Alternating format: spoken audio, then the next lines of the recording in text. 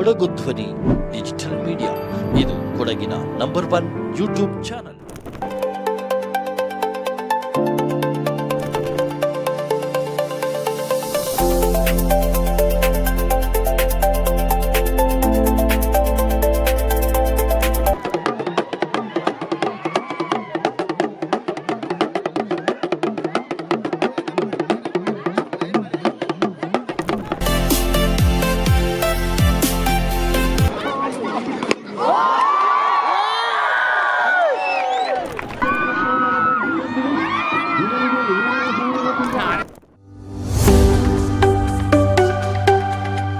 ಸಾವಿರಾರು ಸಂಖ್ಯೆಯಲ್ಲಿ ಬಂದು ನಮ್ಮನ್ನು ಸಹಕರಿಸಿದ್ರ ನಿಮಗೆಲ್ಲರಿಗೂ ನಾನು ತುಂಬು ಹೃದಯದ ಅಭಿನಂದನೆಯನ್ನು ಸಲ್ಲಿಸ್ತಾ ಇದ್ದೇನೆ.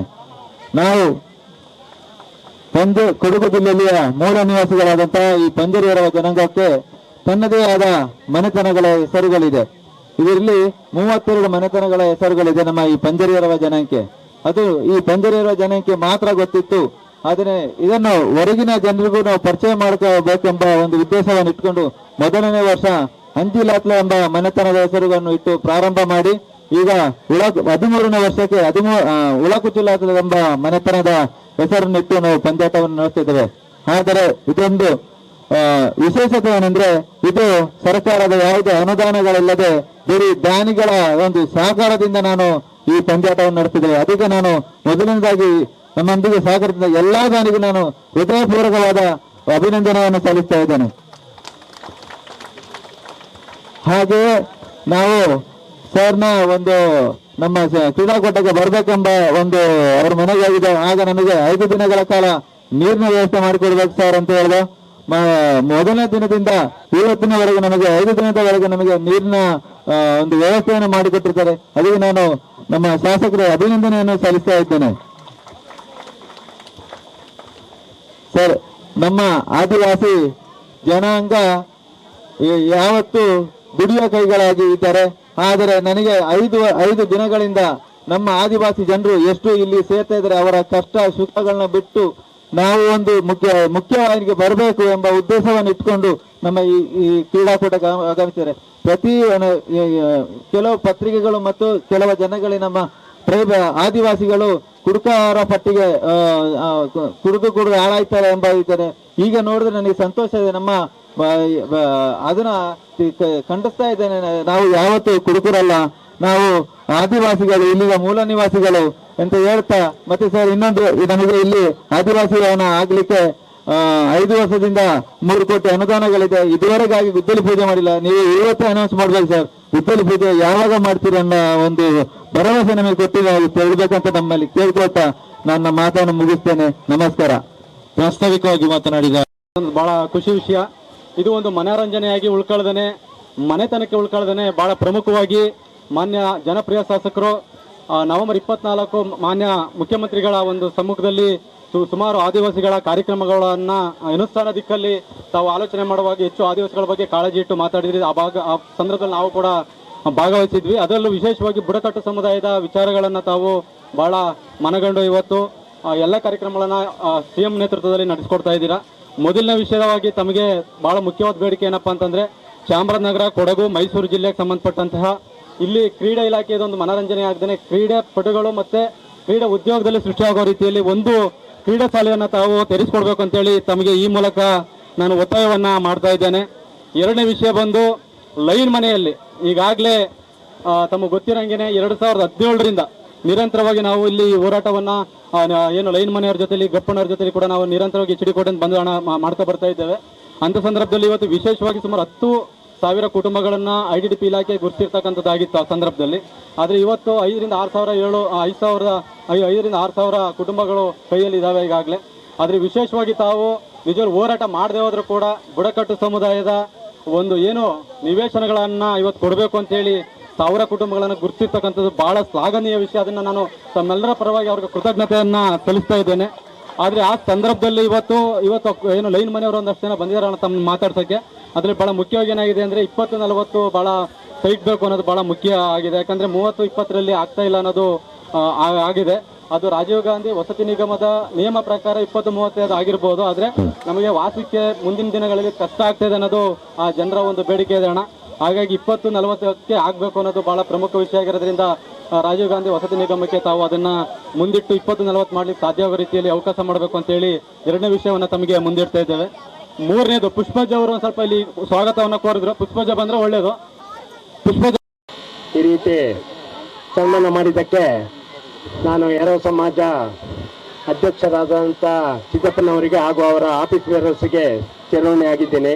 ಈಗ ಕೊಡಗಿನಲ್ಲಿ ಇಲ್ಲಿ ನೋಡಿದ್ರು ಕಳಿನಮ್ಮೆ ಸುಗ್ಗಿಯೇ, ಒಂದು ಕಡೆ ಹಾಕಿ, ಇನ್ನೊಂದು ಕಡೆ cricket, tug of war, volleyball, kabaddi. ಹಿಂದೆ ಒಂದು ಕಾಲ ಇತ್ತು ವರ್ಲ್ಡಲ್ಲಿ ಇಂಡಿಯಾ ಅಂದರೆ ಬರೀ ಇಂಜಿನಿಯರ್ಸ್ನ ಡಾಕ್ಟರ್ಸ್ನ ಪ್ರೊಡ್ಯೂಸ್ ಮಾಡೋ ನೇಷನ್ ಅಂತ. ಈಗ ಕಾಲ ಬದಲಾಗಿದೆ. ಈ ಥರ ಗ್ರಾಮೀಣ ಕ್ರೀಡಾಕೂಟದಲ್ಲಿ ಯಾರೇ ಹೊರ ಹೊಮ್ಮಿದ್ರು ಅವರು district level, state level, national level, international ಲೆವೆಲ್ಗೆ ಹೋಗಿದ್ದರು ಅವರಿಗೆ ಸಪೋರ್ಟ್ ಮಾಡಲಿಕ್ಕೆ ಸ್ಟೇಟ್ ಗೌರ್ಮೆಂಟು, ಸೆಂಟ್ರಲ್ ಗೌರ್ಮೆಂಟು ಸಿದ್ಧ ಇದೆ ಅಂತ ಹೇಳುವ ಮಾತನ್ನು ಹೇಳಲಿಕ್ಕೆ ಇಷ್ಟಪಡ್ತೇನೆ. ಓವರಾಲ್ ಡೆವಲಪ್ಮೆಂಟ್ ಆಫ್ ಎ ಪರ್ಸನ್ಗೆ ಸ್ಪೋರ್ಟ್ಸ್ ವೆರಿ ಇಂಪಾರ್ಟೆಂಟು. ಸ್ಪೋರ್ಟ್ಸ್ ಇರೋರು ಮಾರಲ್ ಆ್ಯಂಡ್ ಸ್ಪಿರಿಚುವಲಿಟಿ ಮತ್ತು ಮೆಂಟಲ್ ಸ್ಟೆಬಿಲಿಟಿ ಜಾಸ್ತಿ ಆಗಿರ್ತದೆ. ಸ್ಪೋರ್ಟ್ಸ್ ಆ್ಯಕ್ಟಿವಿಟೀಸು ಬೇರೆ ಬೇರೆ ಸ್ಕಿಲ್ಸ್ನ ಕಲಿಸ್ಕೊಡ್ತದೆ. ಈಗ ಒಂದು ಪರಂಬಲ್ಲಿ 2 ಟೀಮ್ ಆಡ್ತಾ ಇದೆ ಅಂದರೆ ಪ್ಲೇಯರ್ಸು ಆಪೋಸಿಟ್ ಪ್ಲೇಯರ್ಸ್ ಜೊತೆ how to overcome the challenges, ಟೀಮ್ಮೇಟ್ಸ್ನ ಹೇಗೆ ಎನ್ಕರೇಜ್ ಮಾಡಿಕೊಂಡು ನಾವು ಮಾತಾಡಬೇಕು ಅದನ್ನು ತಿಳಿಸಿಕೊಡ್ತದೆ ಈ ಸ್ಪೋರ್ಟ್ಸ್ ಹೇಳೋದು. Very important. ದಯವಿಟ್ಟು ಈ ಸಿದ್ದಪ್ಪ ಅವ್ರದ್ದು ಎರವ ಸಮಾಜ ಟೀಮಲ್ಲಿ ಕಳೆದ 5 ವರ್ಷದಿಂದ ಭಾಳ ಚೆನ್ನಾಗಿ ಆರ್ಗನೈಸ್ ಮಾಡ್ತಾ ಇದ್ದಾರೆ. ಒಳ್ಳೆಯ ಆಫೀಸ್ ಬೇರರ್ಸ್ ಇದ್ದಾರೆ. ಅವರಿಗೆ ಮುಂದೆಯೂ ಈ ರೀತಿ ಸ್ಪೋರ್ಟ್ಸ್ನ ಅರೇಂಜ್ ಮಾಡಲಿಕ್ಕೆ ಮತ್ತು ಐಶ್ವರ್ಯ ಕೊಡಲಿ ಮತ್ತು ಆ ದೇವರು ಅವರಿಗೆ ಅನುಗ್ರಹ ನೀಡಲಿ ಅಂತ ಬೇಡ್ಕೊಳ್ತಾ ನನ್ನ 2 ಮಾತನ್ನು ಮುಗಿಸ್ತೇನೆ. ಎರವ ಸಮಾಜದ 13ನೇ ವರ್ಷದ ಕ್ರಿಕೆಟ್ ಪಂದ್ಯಾವಳಿ ಕಳೆದ 5 ದಿವಸಗಳಿಂದ ಬಹಳ ಯಶಸ್ಸಾಗಿ ತಾವೆಲ್ಲರೂ ಸೇರಿ ಈ ಸಭೆಯ ಅಧ್ಯಕ್ಷರು ಮತ್ತು ಎರವ ಸಮಾಜದ ಅಧ್ಯಕ್ಷರಾದಂಥ ನನ್ನ ಸ್ನೇಹಿತರಾದ ಸಿದ್ದಪ್ಪನವರ ನೇತೃತ್ವದಲ್ಲಿ ನಡೆಸಿರೋದನ್ನು ನೋಡಿದ್ರೆ ಬಹಳ ಸಂತೋಷ ಆಗ್ತದೆ. ಅದರಿಂದ ತಮಗೆಲ್ಲರಿಗೂ ಮತ್ತು ಸಮಿತಿಯ ಪದಾಧಿಕಾರಿಗಳಿಗೆ, ಎರವ ಸಮಾಜದ ಎಲ್ಲ ನಾಯಕರಿಗೆ ನಾನು ತುಂಬ ಹೃದಯದ ಅಭಿನಂದನೆಗಳನ್ನು ಸಲ್ಲಿಸ್ತೇನೆ. ಬಹಳ ಹಬ್ಬದ ವಾತಾವರಣ ಇವತ್ತು ಮೈದಾನದಲ್ಲಿ ನಾವು ನೋಡ್ಲಿಕ್ಕೆ ಸಾಧ್ಯ ಆಗ್ತಾ ಇದೆ. ಸಂಭ್ರಮದಿಂದ ಈ ಆಟವನ್ನು ತಾವು ಆಡಿ ಇವತ್ತು ಕೊನೆ ಪಂದ್ಯಾವಳಿಯನ್ನು ಕೂಡ ಮುಗಿಸ್ಕೊಂಡಿದ್ದೀರಿ. ವೇದಿಕೆ ಮೇಲೆ ಅನೇಕರು ಇವತ್ತು ಗಣ್ಯರಿದ್ದಾರೆ. ಅವ್ರು ಯಾರ ಹೆಸರು ಹೇಳೋದಿಲ್ಲ ನಾನು. ಅವರೆಲ್ಲರೂ ಕೂಡ ಇವತ್ತು ತಮ್ಮ ಕೊನೆಯ ಪಂದ್ಯಾವಳಿಯನ್ನು ನೋಡಿ ಈ ಕಾರ್ಯಕ್ರಮದ ಆನಂದವನ್ನು ನೋಡ್ಲಿಕ್ಕೆ ಬಂದಿದ್ದಾರೆ. ಎಲ್ಲರೂ ಕೂಡ ಸಂತೋಷ ಆಗಿದೆ ಅಂತ ನಾನು ಭಾವಿಸಿದ್ದೇನೆ. ಮತ್ತು ಸ್ಪರ್ಧೆ ಕೂಡ ಬಹಳ ಗುಣಮಟ್ಟವಾಗಿ ಇತ್ತು. ಆಟ ಕೂಡ ನಾವು ಒಂದು ಭಾಗ ಆಟ ನೋಡ್ಲಿಕ್ಕೆ ಸಾಧ್ಯ ಇತ್ತು. ಬಹಳ ಚೆನ್ನಾಗಿ ಆಡಿದಿರಿ. ಕ್ರೀಡೆ ಬಹುಶಃ ನಮಗೆಲ್ಲರೂ ಕೂಡ ಬಹಳ ಮುಖ್ಯ. ಮತ್ತು ಕೊಡಗು ಅಂತ ಹೇಳಿದ್ರೆ ಕ್ರೀಡೆಯ ಜಿಲ್ಲೆ ಇದು. ಎಲ್ಲ ಮೈದಾನಗಳಲ್ಲಿ ಕ್ರೀಡಾಕೂಟಗಳು, ಪಂದ್ಯಾವಳಿಗಳು ನಡೀತಾನೇ ಇದೆ ಈಗ ಬೇಸಿಗೆ ಕಾಲ ಬಂದಾಗಿಂದ. ಅದರಿಂದ ತಮ್ಮ ಕ್ರೀಡಾಕೂಟ ಕೂಡ ಅಷ್ಟೇ ಯಶಸ್ಸಾಗಿ ನಡೆದಿರುವಂಥದ್ದು ಎಲ್ಲರಿಗೂ ಕೂಡ ಹೆಮ್ಮೆಯ ವಿಚಾರ, ಸಂತೋಷದ ವಿಚಾರ. ತಮಗೆಲ್ಲರಿಗೂ ಕೂಡ ಒಳ್ಳೆಯದಾಗಲಿ. ಅನೇಕ ಮನವಿಗಳನ್ನು ನಮ್ಮ ಸಿದ್ದಪ್ಪ ಮಾಡಿದ್ದಾರೆ. ಹಾಗೆ ನಮ್ಮ HD ಕೋಟೆಯಿಂದ ಬಂದಿರುವಂಥ ಶೈಲೇಂದ್ರ ಅವರ ಲಯನ್ಸ್ ಅಧ್ಯಕ್ಷರು ಕೂಡ ಅವರು ಮಾಡಿದ್ದಾರೆ. ಇವೆಲ್ಲವೂ ನೈಜವಾದಂಥ ಬೇಡಿಕೆಗಳು. ಅದನ್ನು ಖಂಡಿತವಾಗಿ ಮುಂದಿನ ದಿನಗಳಲ್ಲಿ ಪೂರೈಸುವಂಥ ಕೆಲಸವನ್ನು ಮಾಡೋಣ. ಆದಿವಾಸಿ ಭವನ ನಿರ್ಮಾಣ ಆಗಬೇಕು. ಅದಕ್ಕೆ ಈಗಾಗಲೇ ನಾವು ಜಾಗವನ್ನು, ಸ್ಥಳವನ್ನು ಗುರುತಿಸುವಂಥ ಕೆಲಸ ಮಾಡಿದ್ದೀವಿ. ಅದು ಗುದ್ದಲಿ ಪೂಜೆ ಆಗಿದೆ ಅಂತ ನಾನು ಭಾವಿಸಿದ್ದೆ. ಈಗ ಆಗಿಲ್ಲ ಅಂತ ಪಂಕಜ ಅವರು ಎಲ್ಲ ಹೇಳ್ತಾ ಇದ್ದೀರಿ. ಖಂಡಿತವಾಗಿ ಮುಂದಿನ 1 ವಾರ 10 ದಿವಸದೊಳಗೆ ಆ ಕಾರ್ಯಕ್ರಮವನ್ನು ಮಾಡೋಣ ಅಂತ ಹೇಳುವಂಥ ಮಾತನ್ನು ಹೇಳಿ 13ಕ್ಕಿಂತ ಹೆಚ್ಚು ಹಾಡಿಗಳಿಗೆ ಇವತ್ತು ರಸ್ತೆ ಮತ್ತು ಕುಡಿಯುವ ನೀರು ವಿದ್ಯುತ್ ಶಕ್ತಿ ಸರಬರಾಜು ಮಾಡುವಂಥ ಕಾರ್ಯಕ್ರಮವನ್ನು ಸರ್ಕಾರ ಪೂರ್ತಿಸಿದೆ. ಅಧಿಕೃತವಾಗಿ ಅದನ್ನು ನಾವು ಚಾಲನೆ ಕೊಟ್ಟಿಲ್ಲ ಅಂದರೂ ಕೂಡ ವಿದ್ಯುತ್ ಶಕ್ತಿ ಸರಬರಾಜು ನಡೀತಾ ಇದೆ. ಆದರೆ ನಾನೇ ಯಾವ ಕಾರಣಕ್ಕೂ ಕೂಡ ತಾರೀಖು ಸಿಕ್ಕಲಿಲ್ಲ ಅಂತ ತಡ ಆಗಬಾರ್ದು. ವಿದ್ಯುತ್ ಶಕ್ತಿ ಬಹಳ ಹೆಚ್ಚು ಪ್ರಯತ್ನದಿಂದ ನಮಗೆ ಅದು ದೊರಕಿದೆ, ಅದನ್ನು ಮಾಡಿ ಅಂತ ಹೇಳಿ ಅದನ್ನು ಸರಬರಾಜನ್ನು ಪ್ರಾರಂಭ ಮಾಡಿದ್ದೀವಿ. ಅಧಿಕೃತ ಕಾರ್ಯಕ್ರಮ ಮಾಡಿಲ್ಲ. ಇದರ ಗುದ್ದಲಿ ಪೂಜೆ ಜೊತೆ ಅದನ್ನು ಕೂಡ ಅಧಿಕೃತವಾಗಿ ಮಾಡೋಣ ಅಂತ ಹೇಳುವಂಥ ಮಾತನ್ನು ಹೇಳಲಿಕ್ಕೆ ಬಯಸ್ತೀನಿ.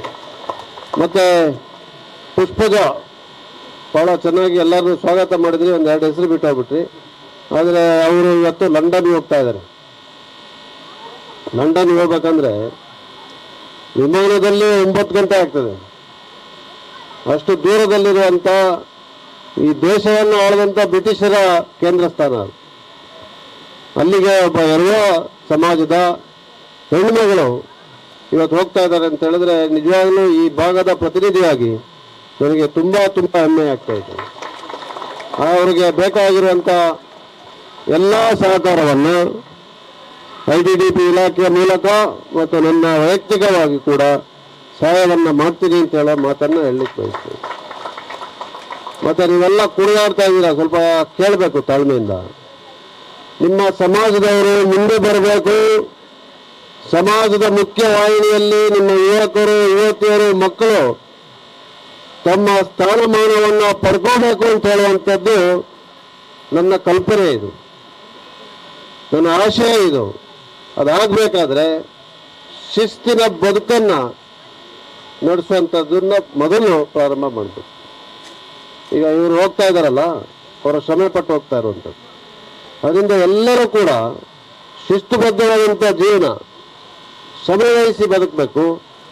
ನಿಮ್ಮ ಮಕ್ಕಳ ಮತ್ತು ನಿಮ್ಮ ಯುವಕರ, ಯುವತಿಯರ ಒಳ್ಳೆ ಭವಿಷ್ಯದ ಕಡೆ ಗಮನ ಹರಿಸಿ ಶ್ರಮಿಸ್ಬೇಕು. ಇಲ್ಲೆಲ್ಲ ಮಕ್ಕಳಿದ್ದಾರೆ, ಇವೆಲ್ಲ ಒಳ್ಳೆ ಕೆಲಸ ಸೇರ್ಬೇಕಲ್ಲ, ಉದ್ಯೋಗ ಸಿಗ್ಬೇಕಲ್ಲ, ವಿದ್ಯಾಭ್ಯಾಸ ಮಾಡ್ಬೇಕು. ಅದರಿಂದ ಮುಂದೆ ಬರುವಂಥ ಛಲ ಇರಬೇಕು, ಹಸು ಇರಬೇಕು. ಇಲ್ಲಾಂದರೆ ಸಮಾಜ ನೀವು ಎಲ್ಲಿದ್ದಾರೆ ಅಲ್ಲೇ ಉಳಿಸ್ಬಿಡ್ತಾರೆ ನಿಮಗೆ. ಗೊತ್ತಾಯ್ತಾ? ಭಾಳ ಶೋಷಣೆಗೆ, ತುಳಿತಕ್ಕೆ ಒಳಗಾಗಿರುವಂಥ ಸಮಾಜ ಎರವ ಸಮಾಜಗಳು. ಅದರಿಂದ ನೀವು ಮೇಲೆ ಬರಲಿಕ್ಕೆ ಯಾವ ಪ್ರಯತ್ನ ಕೂಡ ಇದ್ದರೆ ಅದಕ್ಕೆ ಪೂರ್ಣವಾದಂಥ ಸಹಕಾರ, ಬೆಂಬಲವನ್ನು ನಾನು ಕೊಡ್ತೇನೆ ಹೇಳೋ ಮಾತನ್ನು ಹೇಳಲಿಕ್ಕೆ. ಅದನ್ನು ಉಪಯೋಗಿಸುವಂಥದ್ದು ನಿಮ್ಮ ಕೈಯಲ್ಲಿರೋದು. ಕುಡಿಯೋದಿಲ್ಲ ಅಂತ ಇದು ಸಿದ್ದಪ್ಪ, ಅದ್ರ ಬಗ್ಗೆ ನಾನು ಮಾತಾಡೋದಕ್ಕೆ ಹೋಗೋದಿಲ್ಲ, ಕುಡಿಯೋದ್ರ ವಿಚಾರ. ಆದರೆ ಈಗಲೇ ಮೈದಾನದಲ್ಲಿ 2-3 ಜನ ನನ್ನ ಜೊತೆ ಸೆಲ್ಫಿ ತಗೊಂಡವ್ರು ಕುಡಿದಿದ್ರು. ಅದಾಗಬಾರ್ದು. ಯಾಕಂದರೆ ನೋಡಿ, ಸುಲಭ ಇಲ್ಲ. ಸಮಾಜದಲ್ಲಿ ಗೌರವದಿಂದ ಬದುಕಬೇಕಂತ ಹೇಳಿದ್ರೆ ಭಾಳ ಕಷ್ಟ ಇದೆ, ಸುಲಭ ಇಲ್ಲ. ಕೆಲವು ತ್ಯಾಗಗಳನ್ನು, ಬಲಿದಾನಗಳನ್ನು ಮಾಡಬೇಕು. ಹಾಗೆ ಮಾಡಿದಾಗ ಮಾತ್ರ ಮುಂದೆ ಬರೋಕ್ಕೆ ಸಾಧ್ಯ ಆಗುತ್ತೆ. ಈ ಪೀಳಿಗೆ ಮುಂದಕ್ಕೆ ಬರಲಿಲ್ಲ ಅಂದರೆ ಮುಂದಿನ ಪೀಳಿಗೆ ಬರಬೇಕು ಮುಂದಕ್ಕೆ ಅಂತ ಹೇಳುವಂಥ ಒಂದು ದೃಢ ಸಂಕಲ್ಪ ಹೊತ್ತಬೇಕು. ಆಗ ಮಾತ್ರ ಸಾಧ್ಯ ಆಗುತ್ತೆ. ನಿಮ್ಮ ಜನ ಸೇವಕನಾಗಿ, ನಿಮ್ಮ ಪ್ರತಿನಿಧಿಯಾಗಿ ಯಾವ ಸಂದರ್ಭದಲ್ಲೂ ಕೂಡ ನನ್ನ ಮನೆಯ ಬಾಗಿಲು ತಮಗೆ ತೆರೆದಿರ್ತದೆ. ಏನಿದ್ರೂ ಸಮಸ್ಯೆ ನೇರವಾಗಿ ಬನ್ನಿ, ಅದನ್ನು ಬಗೆಹರಿಸಿ ನಿಮ್ಮ ಯುವಕರಿಗೆ, ಯುವತಿಯರಿಗೆ ಒಳ್ಳೆ ಭವಿಷ್ಯವನ್ನು ಕಟ್ಟೋದಕ್ಕೆ ಶ್ರಮಿಸೋಣ ಅಂತ ಹೇಳುವಂಥ ಮಾತನ್ನು ಹೇಳಿ ಮತ್ತೊಮ್ಮೆ ತಮಗೆಲ್ಲರಿಗೂ ಕೂಡ ಇವತ್ತು ಯಶಸ್ಸಾಗಿ ನಡೆಸಿದಂಥ ಈ ಕ್ರೀಡಾಕೂಟಕ್ಕೆ ಅಭಿನಂದನೆಗಳನ್ನು ಸಲ್ಲಿಸ್ತೀನಿ. ಸಿದ್ದಪ್ಪ ಭಾಳ ಒಳ್ಳೆಯ ಅಧ್ಯಕ್ಷ, ಅವ್ರಿಗೆ ನಾವು ಒಳ್ಳೆ ಜವಾಬ್ದಾರಿಯನ್ನು ಕೂಡ ಕೊಟ್ಟಿದ್ದೀವಿ. ಅಲೆಮಾರಿ ನಿಗಮದ ಸದಸ್ಯರು Siddappa is A powerful man. ಅದಕ್ಕೆ ಅವರನ್ನು ಬಳಸ್ಕೊಂಡು ನಮ್ಮ ಪಂಕಜ ಅವರು ಮಾಜಿ ಜಿಲ್ಲಾ ಪಂಚಾಯತ್ ಸದಸ್ಯರು, ಅವರು ಭಾಳ ಪವರ್ಫುಲ್ ಲೇಡಿ ಅವರು. ಆಮೇಲೆ ನಮ್ಮ ಮಣಿಕುಂಜ ಇದ್ದಾರೆ, ಲ್ಯಾಂಡ್ ಸೊಸೈಟಿ ಅಧ್ಯಕ್ಷರು. ಹಾಗೆಲ್ಲ ನಿಮ್ಮ ಸಮಾಜದ ಅನೇಕ ನಾಯಕರು ಇವತ್ತು ನಮಗೆ ಅವರೊಂದಿಗೆ ಇವರು ನಮ್ಮ ಧನಲಕ್ಷ್ಮಿ ಅವರಿದ್ದಾರೆ, ಪುಷ್ಪಜ ಧನಲಕ್ಷ್ಮಿ. ಹಾಗೆ ಎಲ್ಲ ಕೂಡ ಅನೇಕರು ಇಲ್ಲಿ ಇರುವಂಥವರು ನಮ್ಮ ಒಡನಾಟದಲ್ಲಿದ್ದಾರೆ, ನಮ್ಮ ಜೊತೆಗಿದ್ದಾರೆ. ನಮ್ಮ ಪಕ್ಷದ ನಾಯಕರುಗಳು ಇದ್ದಾರೆ, ಅವ್ರ ಜೊತೆ ಸಂಪರ್ಕದಲ್ಲಿದ್ದು ನಿಮ್ಮೆಲ್ಲ ಸಮಸ್ಯೆಗಳನ್ನು ಬಗೆಹರಿಸುವಂಥ ಕೆಲಸವನ್ನು ತಾವು ಮಾಡಬೇಕು ಅಂತ ಹೇಳಿ ತಮ್ಮಲ್ಲಿ ಕಳಕಳೆಯಿಂದ ಪ್ರಾರ್ಥನೆಯನ್ನು ಮಾಡಿ ನಮಗೆಲ್ಲರೂ ಅಭಿನಂದಿಸಿ ವಂದಿಸಿ, ನನಗೆ ಮುಂದೆ ಬೇರೆ ಕಾರ್ಯಕ್ರಮ ಇದೆ, ಪ್ರೈಸ್ಗಳೆಲ್ಲ ತಾವು ಕೊಡಿ, ಚೆನ್ನಾಗಾಗಲಿ ಮುಂದಿನ ಕಾರ್ಯಕ್ರಮ ಅಂತೇಳಿ ನನ್ನ ಮಾತುಗಳನ್ನು ಮುಗಿಸ್ತೇನೆ. ನಮಸ್ಕಾರ, ಜೈ ಹಿಂದ್.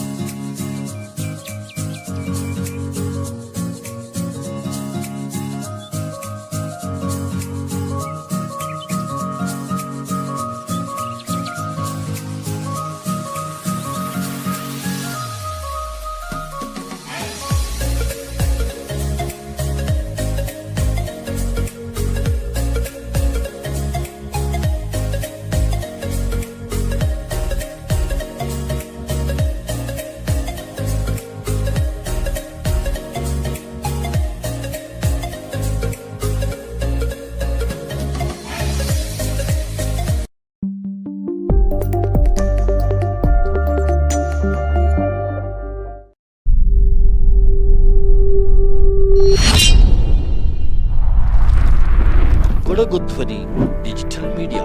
ಇದು ಕೊಡಗಿನ ನಂಬರ್ 1 ಯೂಟ್ಯೂಬ್ ಚಾನಲ್.